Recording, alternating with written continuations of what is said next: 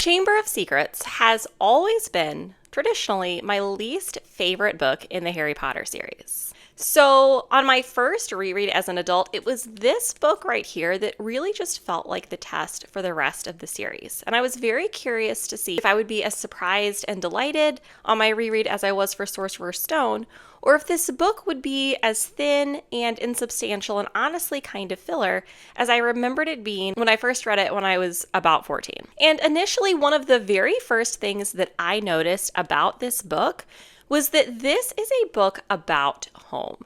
So I think the Chamber of Secrets in a lot of ways organizes around Harry's experiences of the different homes that he has when he's 12 years old in his second year at Hogwarts.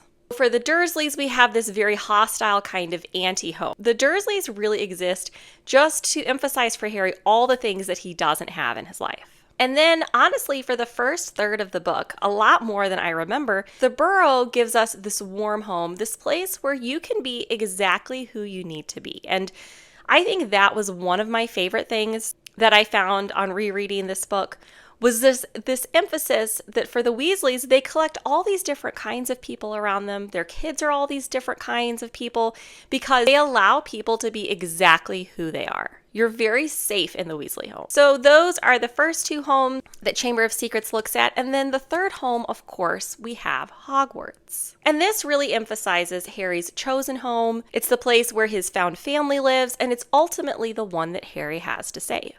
And the amount of time that the book spends on each of these homes kind of mirrors the amount of importance that each of these spaces has on Harry's life.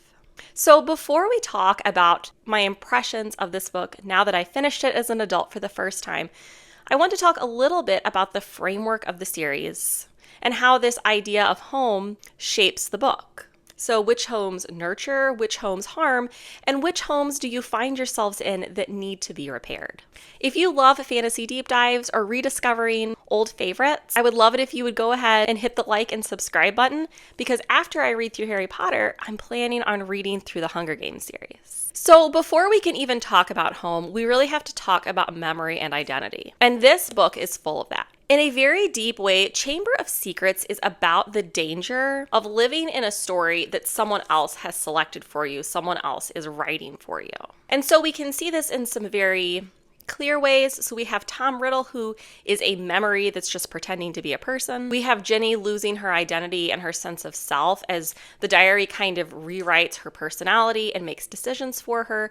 But then we also see it in more complex ways. So we see Harry wondering if maybe his true identity is that he is a true Slytherin. Maybe he's the heir of Slytherin, and maybe deep down, he's actually bad. In a more overarching way, we can see this sense of identity when Harry repairs Hogwarts from the old memories of the horrors of the basilisk that have crept through its pipes. And with this idea of identity also comes the idea of voice, because you can't have an identity unless you are allowed to express yourself. And this book is full of the examination of how do we let everybody have a voice at the table. So many characters in this book are unheard, or they are silenced, or they're even misheard. So Ginny tries to talk to her brothers about what's happening to her, and I don't really think that you can assign a lot of blame to them. They're her brothers. But that moment where Ginny's trying to speak to them, she's not heard. We have Moaning Myrtle, who is dismissed because honestly, she's just an annoying ghost. We have the theme of Hagrid being unjustly accused. I don't know how I didn't remember that part from the book, but this is the reason Hagrid was expelled. This is the reason he can't do magic, because of an unjust accusation from Lord Voldemort. And we have Dobby. We are introduced to this contingent of characters in Harry Potter whose very existence is predicated upon the whims of oft selfish evil people. And then, maybe most significantly for our story, we have the basilisk speaking through the pipe in a language that only Harry, the heir of Slytherin, can understand. And so we have this theme that begins to be introduced in this book, where we have these truths that are spoken. Oftentimes they're spoken by children, and there's a lot of people around them that either can't hear or they don't want to hear. Or maybe, as in the case of Ginny and her brothers, it's just a miscommunication that's happening. But what Rowling really examines in this book is that when you have this miscommunication happen over and over and over and over, what you get is an amount of fear that builds up and then further inhibits that communication from occurring at all. So this book really does have this atmosphere of fear at Hogwarts. It's a murder mystery in so many ways. You've got students turning on each other, teachers that very clearly feel helpless. Now that I'm 36, I'm the same age that I think Snape is in this book. I cannot imagine being in a situation where you know that these children that are your responsibility are in a danger that you don't know how to apprehend. I can't imagine how terrifying that would be. We have all these friendships that are straining. We have the houses turning against each other. Fear makes your home, and again, we see this theme of home and identity, it makes it feel haunted. And along with this idea of home needing to be repaired, Rowling also examines this idea of how evil enters into these homes and these hearths, these places of safety that we've built for ourselves. And I love how she shows that oftentimes evil enters in as something that is polite and respectable. We really see this with Lucius Malfoy. So what does he do? He enters into a bookstore and he gives Ginny a book. The Malfoys, by most accounts, would be seen as very successful. They're very wealthy. They've clearly done well for themselves financially. Socially, they're of a very upper crust standing. But that is where the evil enters in one of the major ways in this book. Lucius Malfoy just walks into a bookstore and hands Ginny a journal. And we also see it for Voldemort's teenaged form, right? He's very charming to Ginny. And when Harry first meets him, Harry doesn't realize it's Lord Voldemort. He thinks it's just another student that can help him fight the evil that's present at Hogwarts. And so one of the most interesting ways that J.K. Rowling examines this idea of needing to repair home is that there are these false cleansings that can happen, these false ways that we can think of as purifying those around us. And so this is the book where she really introduces this theme of racism that she builds on throughout the whole series. And so she presents us this racism as this kind of fake purification, and she shows us how this idea of purity of blood really is just a lie. It's just a fake thing created by people, maybe to contain the fear around them, maybe just to make themselves feel better than other people. And this is where she also pulls on this idea of evil being this polite thing. So we have this Malfoy ideology that is able to pass for politeness and uprightness just because it's a tradition. But then, and this is something I only noticed on my reread as an adult, she has all of the students, all of the houses despise the Slytherins just because of who they are, just because they're the Slytherins. And of course, that's an idea that we see in the rest of the series, but it's this very subtle introduction to the idea that hating someone just because of who they are, just because of their personality, and not choosing to align yourself with people based on the choices that they make always leads to destruction. On the one hand, you have recognizing people for who they say they are, for the choices that they've made, for the actions that they take. And then on the other hand, snap judgment of someone based on something that maybe they can't control. And one of these leads to health and healing, and one of them leads to destruction.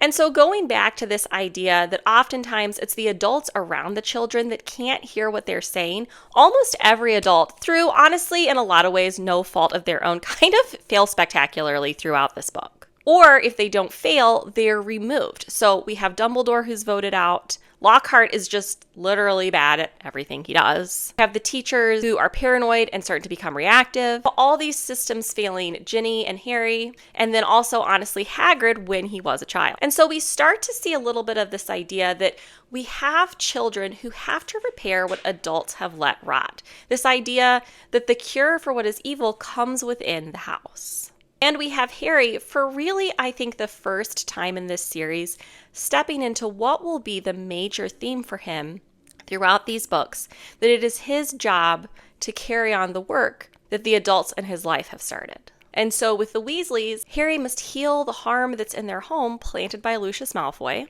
And with Hogwarts, he descends into the literal underworld of the school, confronting the evil that lurks beneath.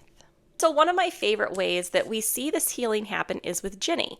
And this is one of the ways that I really enjoyed this book on a reread as an adult in a way that I didn't as a child, because Ginny really is the Western canon archetype. We see her on the surface, she's the last child and she's very vulnerable. But in the Western literary tradition, she also could play this role, the innocent, the Eve, the one who is manipulated by the serpent. She is a soul who is stolen into the underworld.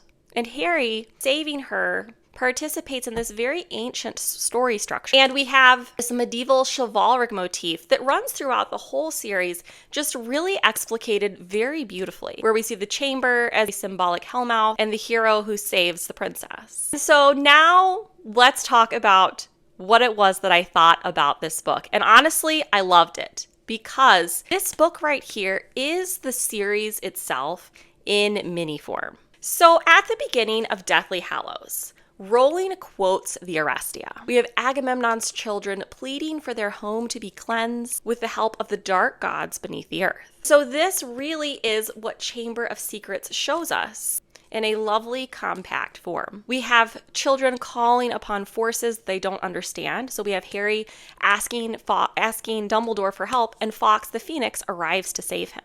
And the phoenix, by the way, is a traditional medieval symbol of the healing savior that removes all harm. And this is what I mean when I say that I love the medieval motifs that this series is literally awash in. We have a child hero who has to confront these dark forces. We have a home that has to be healed and to be purified for the family to flourish. And so this book becomes not just a creepy monster murder mystery. This book right here is the blueprint for the entire series. And this is in this book, we see Dumbledore's famous line, "It's our choices that actually show us who we really are." Harry chooses not to define himself by fear or by personality that he thinks outside of his control, by his similarity to Voldemort, by his ability to speak Parseltongue, but he chooses to define himself by courage and by compassion. This true healing happens because Harry chooses who he will become. Honestly, I started this reread off expecting this book to be my least favorite again. But really what I found is that Chamber of Secrets is a story about homes, a story about becoming who we are. It has a surprisingly deft use of literary tropes and a really delightful amount of medieval literary symbolism. It really is the structural key to the entire series. So this isn't just a sophomore book. She has set up the entire story in this one book's form. I would love for you to follow along with me as I finish reading through this series.